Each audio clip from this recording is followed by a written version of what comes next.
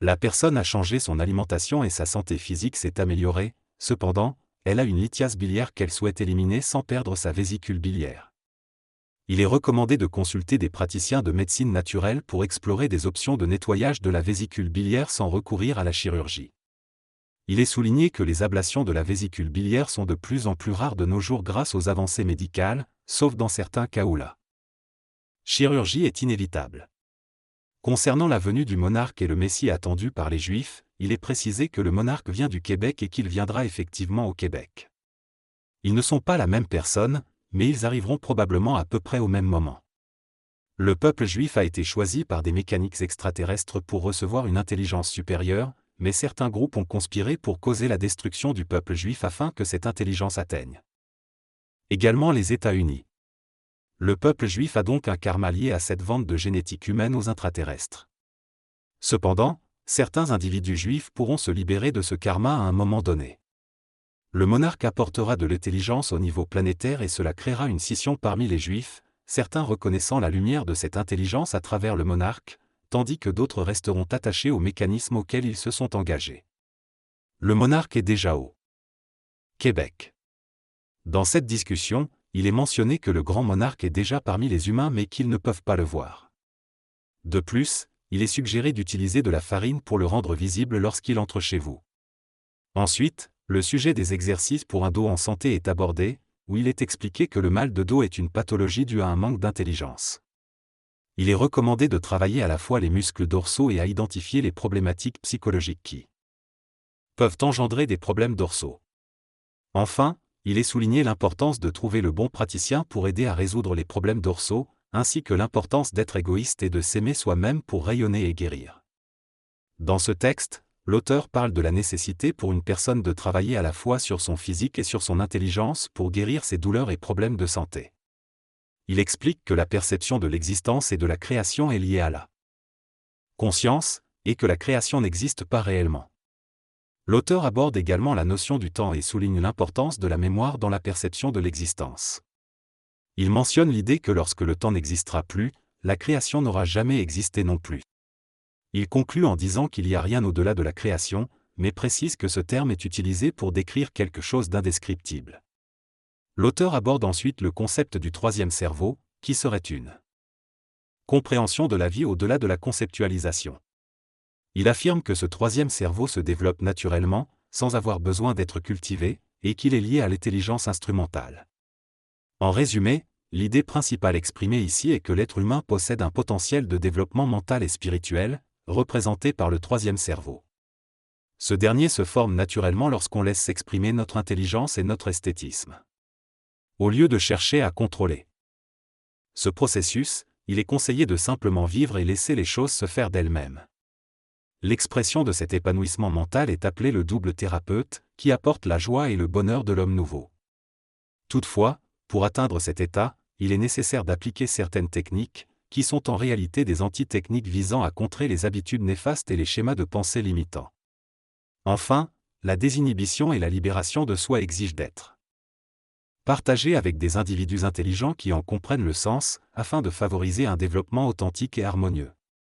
La désinhibition consiste à rejeter toutes les limites psychologiques imposées à la conscience ascensionnelle de l'humain.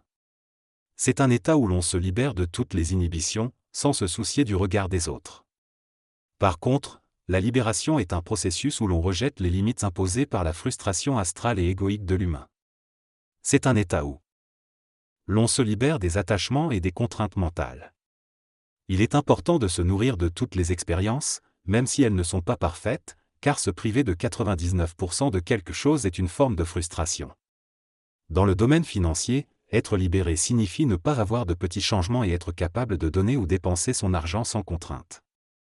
Cependant, être désinhibé signifie être discret et ne pas se vanter de sa richesse.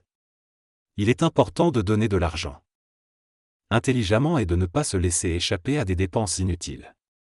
Il est crucial de s'aimer soi-même pleinement, sans se priver ou se dévaloriser. Chaque partie de nous a de la valeur et vaut notre amour. Par exemple, 1 heure de notre vie vaut toujours 1 heure, peu importe notre salaire.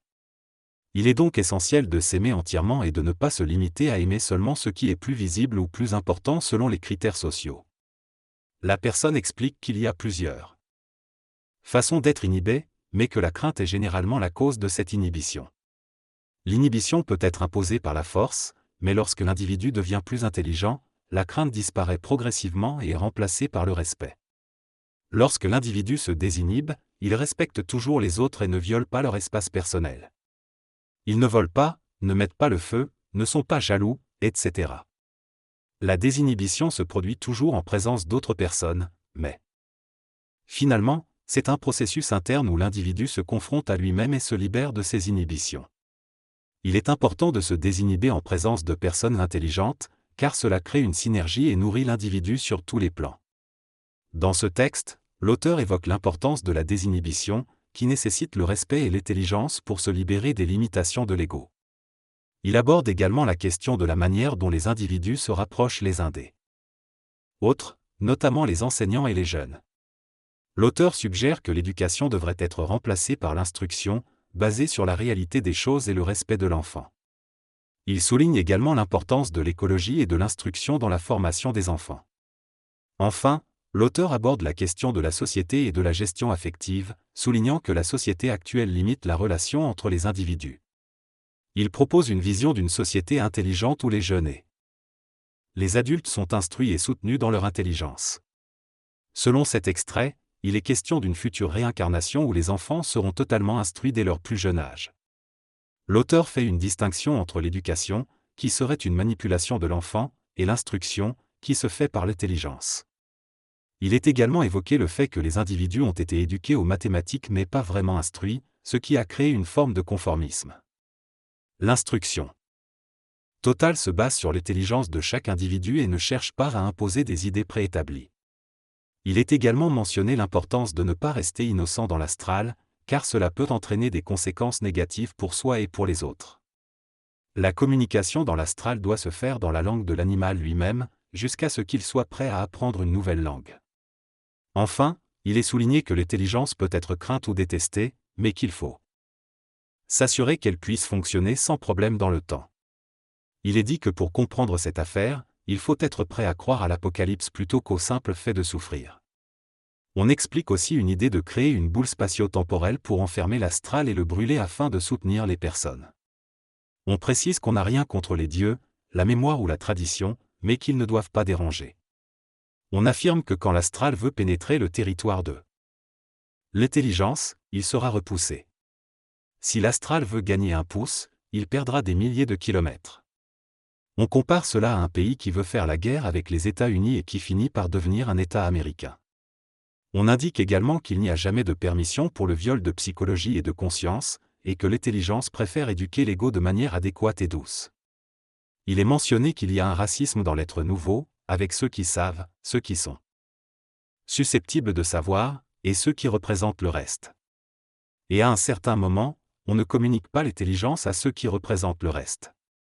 Ce texte parle de l'intelligence et de la façon dont elle peut être abordée.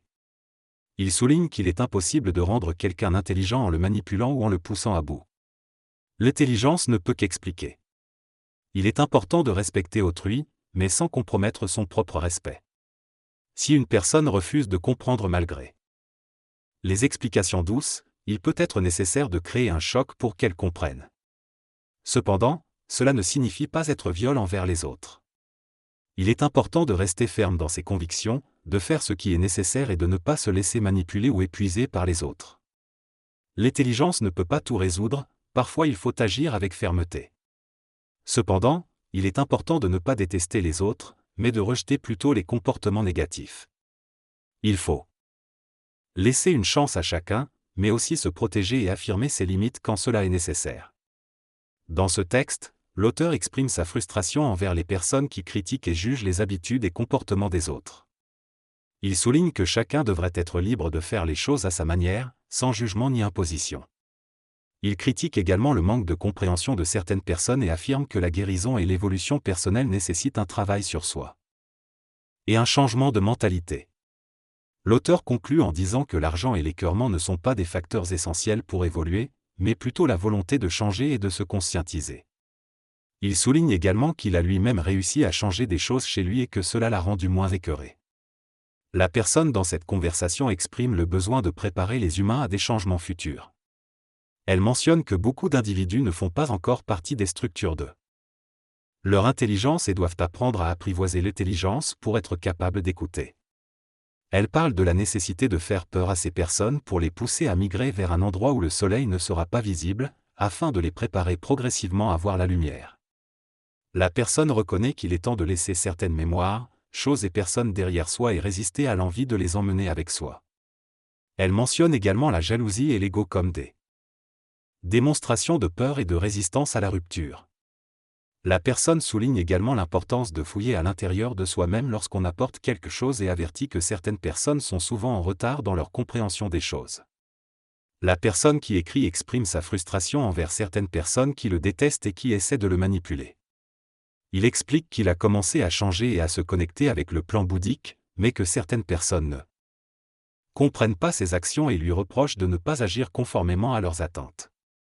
Il souligne que ces individus ne sont pas là pour l'aider, mais simplement pour semer le doute. Il mentionne également que certaines personnes aimeraient être amenées avec lui, mais qu'il ne peut pas se soucier de ceux qui en savent moins que lui. Il conclut en disant qu'il est attaché à l'intelligence et qu'il n'a pas besoin d'être critiqué par ceux qui ne comprennent pas ses actions. La personne en question exprime sa frustration face à ceux qui lui écrivent des messages négatifs et dévalorisants. Elle affirme qu'elle s'occupe de son propre ego et ne se laisse pas affecter par ces critiques. Elle soutient également qu'elle est entourée de personnes peu intelligentes, mais qu'elle avance malgré tout avec ce qu'elle a. Elle invite également à donner de l'aide et à être prêt à affronter les défis.